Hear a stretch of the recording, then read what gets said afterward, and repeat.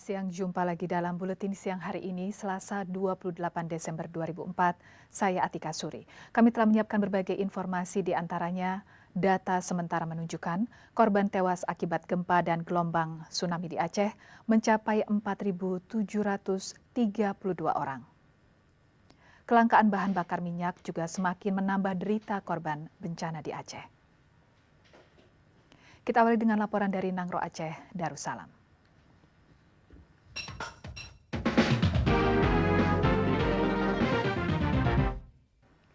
Akibat kondisi jenazah yang makin parah, warga Kota Banda Aceh mulai berinisiatif untuk memakamkan jenazah yang sudah berhasil dievakuasi. Data sementara menunjukkan korban tewas akibat gempa dan gelombang tsunami mencapai 4.732 orang.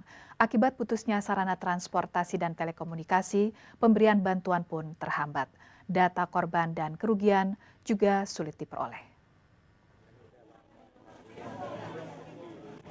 Hingga hari ini, jumlah korban meninggal akibat gempa serta gelombang tsunami di Provinsi Nangro Aceh Darussalam dan Sumatera Utara tercatat tidak kurang dari 4.732 jiwa.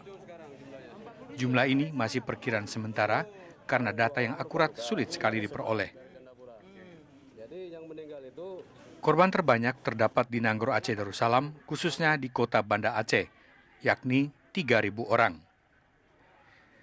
Di kota Banda Aceh, kini banyak warga yang berinisiatif untuk memakamkan jenazah yang sudah berhasil dievakuasi, karena kondisi jenazah yang sudah tidak mungkin untuk dipertahankan lebih lama.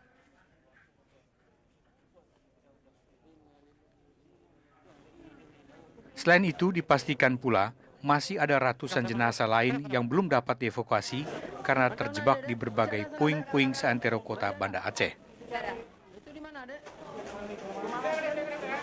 Data sementara dari Aceh Timur terdapat 31 orang tewas.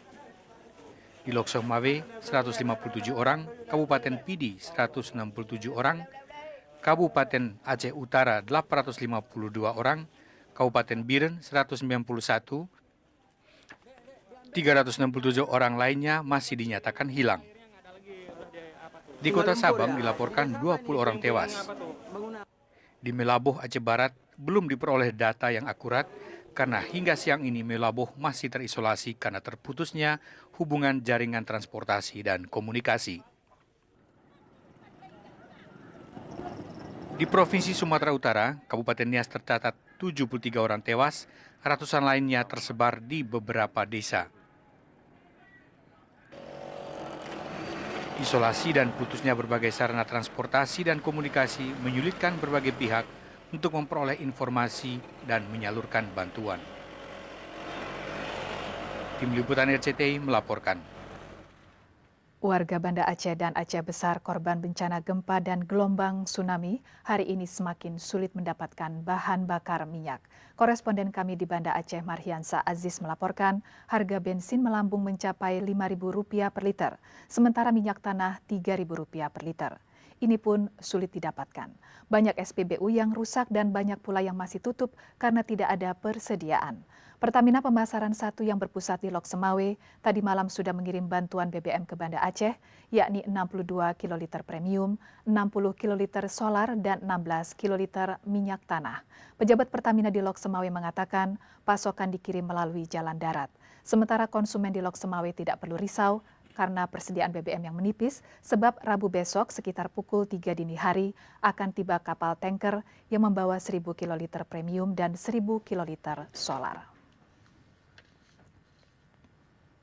Dan pemirsa, kita telah tersambung dengan rekan Munir Nur di Lok Semawe. Munir. Assalamualaikum Tika. Ya, waalaikumsalam. Bagaimana perkembangan penanganan korban akibat gempa dan tsunami hingga siang ini? Sampai dengan kemarin sore, warga bersama PMI dan aparat keamanan masih mengevakuasi mayat korban gempa. Kemarin aparat juga menyisir beberapa lokasi yang sebelumnya belum bisa dicapai. Sehingga kemarin sore ditemukan sedikitnya ada 30 jenazah yang sudah mulai membusuk. Sementara di Kabupaten Aceh Timur total semuanya sudah di dievakuasi sekitar 39 orang. Di Kabupaten Aceh Utara dan Lus Mame khususnya pengungsi sampai saat ini masih bertahan di kamp pengungsi yang disediakan. Sementara ada juga pengungsi yang rumahnya masih ada direncanakan akan pulang. Demikian Tika. Iya, apakah evakuasi ini sudah terkoordinasi dengan baik atau masih terpisah-pisah, Munir? Sepertinya sudah tertangani dengan baik. Namun pengungsi masih kekurangan pakaian dan makanan, kita akui masih serba kekurangan. Ya, penyaluran bantuan sendiri bagaimana? Apakah terus berdatangan? Bantuan insya Allah sudah memadai, termasuk misalnya seperti Indomie dan sembako itu sudah tertangani. Baik, Munir, kami tunggu laporan Anda selanjutnya dan kita beralih ke Banda Aceh untuk menemui rekan Marhiansyah Aziz. Marhiansyah. Iya. Bagaimana perkembangan evakuasi jenazah? Apakah benar sudah ada yang dimakamkan tanpa identifikasi terlebih dahulu? Ya, sejak kemarin sebenarnya sudah ada yang dimakamkan tanpa identifikasi, tapi itu hanya sebagian kecil dari jumlah korban yang ada. Mungkin hanya yang dimakamkan jumlahnya di bawah 2.000. Sementara sampai saat ini di lapangan, di tempat-tempat yang paling parah terkena tsunami itu masih ratusan jenazah teronggok dan mereka sudah gembung, sudah bau. Tidak ada yang bisa dilakukan oleh masyarakat atau PMI atau siapapun lagi. Dan ini hanya masyarakat bisa menyewakan diri masing-masing ke arah kota dan ke arah pegunungan lagi. Karena itu tiba-tiba bisa muncul berbagai macam. Tsunami susulan. Ketika gempa kecil, orang sudah berlarian ke arah gunung. Atika. Iya, Marhiansyah, menurut pengamatan Anda, apa yang bisa membantu evakuasi jenazah ini sehingga lebih cepat? Apakah perlu bantuan alat berat dari tempat lain mungkin? Saya kira bukan hanya alat berat, tapi jumlah personel yang harus sangat banyak ketika. Di lapangan masih ada ribuan jenazah yang tidak tertangani. Dan kondisinya hari ini, sore ini, mungkin sore nanti bisa lebih membusuk dan mereka meletus. Dan itu akan sulit sekali dievakuasi. Tidak ada jalan lain kalau saat ini ada penanganan ini. Saya kira harus ada ratusan orang yang warga sendiri yang harus turun kembali ke pinggir pantai itu mencoba satu persatu mayat-mayat. Kalau menunggu sampai sore atau besok pagi, jenazah itu akan lebih sulit diambil. Satu-satunya memang harus ada penanganan yang lebih massal, tapi itu mungkin akan sulit dilakukan, Atika. Iya, sejauh ini bagaimana dengan kebutuhan makanan, Marhiansyah? Apakah benar sudah ada aksi penjarahan yang terjadi? Seperti yang lain-lain, bahan bakar juga sangat sulit. Kalau kemarin harganya 5.000, sekarang di kios eceran juga nggak ada lagi. Tapi kalau makanan, demikian juga makanan, sangat sulit ditemui lagi. Toko-toko sudah tidak ada lagi bahan makanan. Ada yang satu yang masih ada terbuka sedikit, langsung masyarakat masuk dan mengambil barang-barang. Tapi bukan penjarahan sebenarnya. Mereka sudah lapar. Ada orang yang tidak makan sejak kemarin. Ada orang yang kelaparan tidak sama sekali. Anaknya perlu susu. Dia hanya ambil susu, tidak ambil yang berlebihan. Baik. Demikian juga minyak. Ada galon SPBU yang tidak dijaga lagi. Mereka akan sedot sendiri. Baik, Marhiansyah. Diambil untuk kebutuhan sepeda motornya. Bukan untuk diambil berpura-pura. Jadi kebutuhan masyarakat. Karena masyarakat lapar, bukan penjarahan. Baik. Baik, Marhiansyah, kami tunggu laporan Anda selanjutnya. Sementara itu, Kota Melabuh di Aceh Barat hingga siang ini masih terisolasi pasca gempa dan gelombang tsunami yang melanda wilayah ini. Dugaan sementara Melabuh dan sekitarnya mengalami kerusakan paling berat karena wilayah ini berada paling dekat dengan pusat gempa. Intensitas gempa di sini mencapai 7 hingga 8 mmi. Dan satu-satunya informasi dari Melabuh siang ini adalah informasi yang diungkapkan seorang pendengar sebuah radio berdasarkan informasi suaminya yang dihubungi melalui telepon satelit. Menurut Ibu Heri, suaminya selamat karena sedang berada di pegunungan. Sedangkan korban tewas mencapai ratusan orang. Di sepanjang jalan saja Heri menemukan 500 mayat tergeletak dan belum terevakuasi. Sementara landasan pacu bandara setempat juga tidak bisa dipakai karena terbelah. Hampir semua bangunan yang berada sekitar 3 km dari pesisir pantai hancur tersapu gelombang tsunami. Sementara jalan sepanjang 18 km dari bandara menuju jalan lintas Sumatera Medan Melabuh Banda Aceh rata dengan tanah. Pemirsa, bantuan bagi korban gempa dan gelombang tsunami di Aceh hari ini mulai dikirim. Laporan selengkapnya setelah info lalu Maksud kami laporan selengkapnya setelah pariwara berikut ini.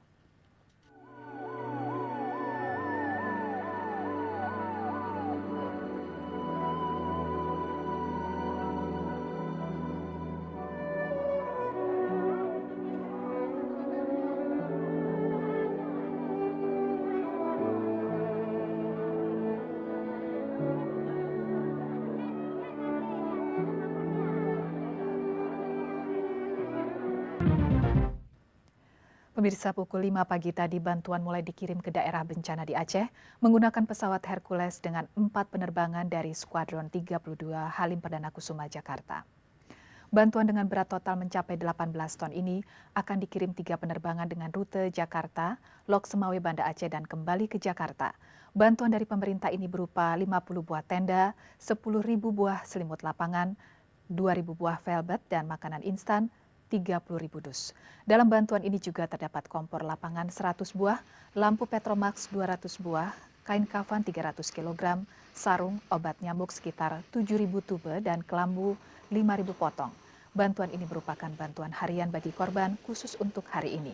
Diperkirakan untuk besok akan disertakan juga bantuan berupa beras dan mie instan. Perjalanan dari Jakarta ke Lok Semawe diperkirakan memakan waktu 3 jam. Banyak penumpang di Bandara Soekarno-Hatta yang berangkat ke Banda Aceh pagi tadi untuk memastikan keberadaan nasib anggota keluarga mereka. Sementara itu pihak maskapai penerbangan siap menambah penerbangan ke Banda Aceh jika dibutuhkan.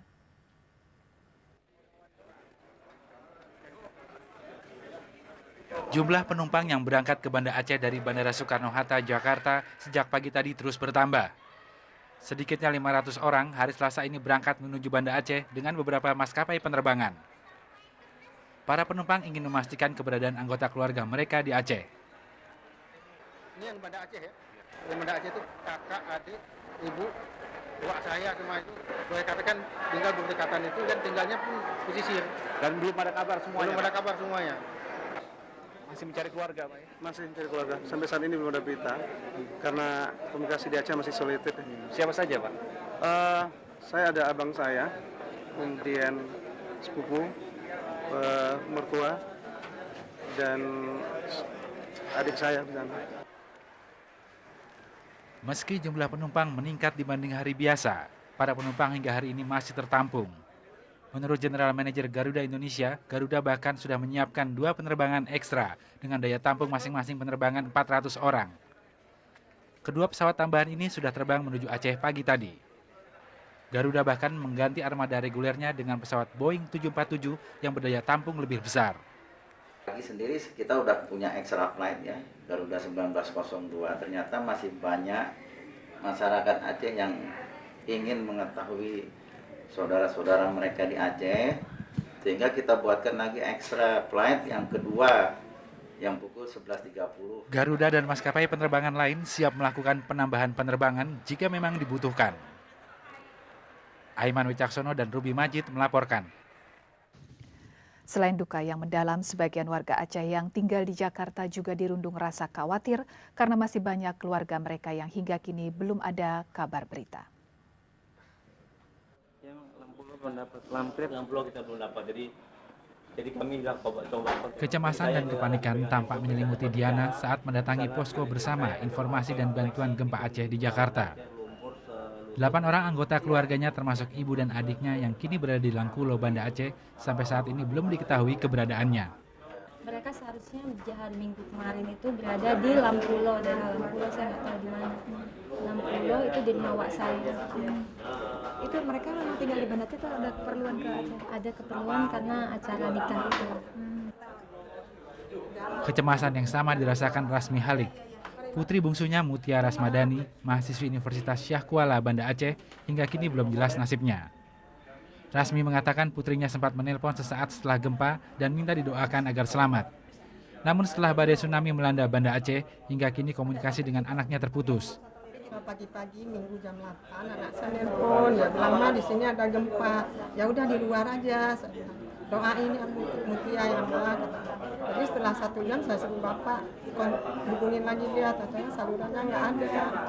Hingga siang tadi, posko bersama informasi dan bantuan gempa Aceh terus didatangi oleh warga yang ingin menanyakan keberadaan keluarganya maupun yang menyerahkan bantuan. Jumlah dana yang berhasil dihimpun dari masyarakat saat ini mencapai 37 juta rupiah.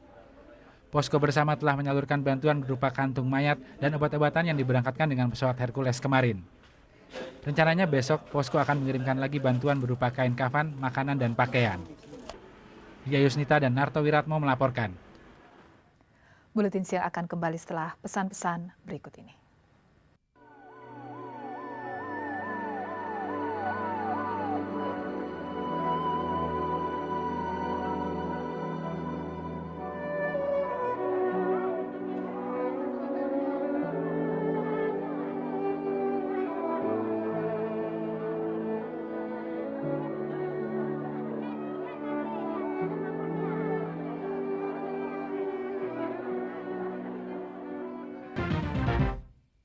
Rombongan Presiden Susilo Bambang Yudhoyono kemarin meninjau lokasi yang terkena gelombang tsunami dan penampungan pengungsi di Lok Semawe, Aceh.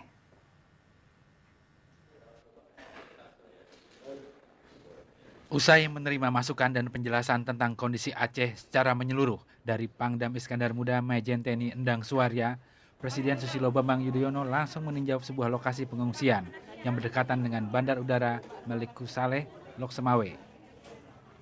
Di sini Presiden bertatap muka langsung dengan para pengungsi korban tsunami. Kepada korban bencana alam ini diminta untuk bersabar dan tawakal menerima cobaan ini. Presiden juga meninjau langsung satu di antara lokasi bencana terparah di Desa Cot Surani, Kecamatan Muara Batu, Lok Semawe. Presiden menyaksikan betapa dahsyatnya musibah tsunami yang meluluh lantakan bangunan-bangunan pemerintah dan rumah-rumah warga. Pengungsi di lapangan Hirak juga ditinjau rombongan Presiden. Di sini juga Presiden meminta kesabaran korban tsunami untuk memberi kepercayaan penuh kepada pemerintah menangani masalah ini secara serius. Setelah bertemu para pengungsi dan menyaksikan kondisi langsung di lapangan, Presiden Susilo Bambang Yudhoyono menyatakan perlunya bangsa Indonesia bersatu membantu meringankan beban korban bencana luar biasa, khususnya di Provinsi Nangro, Aceh Darussalam. Presiden secara tegas meminta sistem kerja pemerintah dalam menangani bencana alam ini dapat berjalan dengan baik, sehingga kondisi dapat segera dipulihkan. Kepada Dolok Lok Semawe, Presiden meminta segera menyediakan logistik bagi korban bencana alam ini. Demikian halnya kepada Badan Logistik Nasional, Presiden juga meminta bekerja aktif melaksanakan pengendalian atas semua proses kegiatan tanggap darurat dan rehabilitasi awal bencana Aceh dan Sumatera Utara. Sementara itu, kepada aparat yang bertugas memulihkan kondisi Aceh, Presiden meminta serius, bijaksana, dan ikhlas dalam bekerja. Senin malam, rombongan Presiden mengadakan pertemuan lanjutan membahas penanganan bencana Aceh ini di Aula Pertemuan PT Arun Lok Semawe. Koresponden RCTI Munir Nur melaporkan dari Lok Semawe, Provinsi Nangro, Aceh Darussalam. Palang Merah Internasional hari ini menyatakan korban tewas akibat gempa dan gelombang tsunami di Asia diperkirakan terus bertambah. Dengan jumlah korban tewas yang sudah mencapai lebih dari 23.000 orang, bencana ini merupakan yang terbesar sepanjang sejarah gempa yang disertai tsunami. Berdasarkan kantor berita Reuters, korban tewas terbanyak di Sri Lanka 10.200 orang, India 7.100 orang, Indonesia 4.900 orang. Sementara Thailand 866 orang, Maladewa dan Malaysia 52 orang tewas. Selain korban tewas, korban yang masih dinyatakan hilang di Sri Lanka, India, Thailand, dan Indonesia seluruhnya mencapai lebih dari 5.000 orang. Sementara itu Perserikatan Bangsa-Bangsa menyatakan akan memberi bantuan secepatnya bagi negara yang terkena gempa. Bantuan dari PBB dan badan internasional lain di bawah naungan PBB akan tiba di lokasi bencana dalam 48 jam.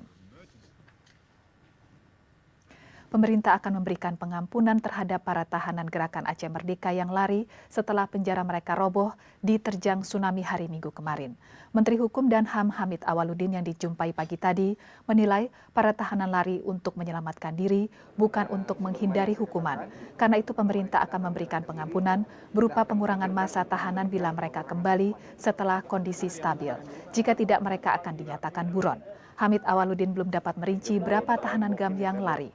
Di Kabupaten Stigli tercatat 200 orang tahanan GAM yang lari, namun di daerah lain belum diketahui. Nasib dan keberadaan petugas atau sipir penjara di Banda Aceh juga masih belum diketahui. Buletin Siang masih akan kembali setelah yang berikut ini.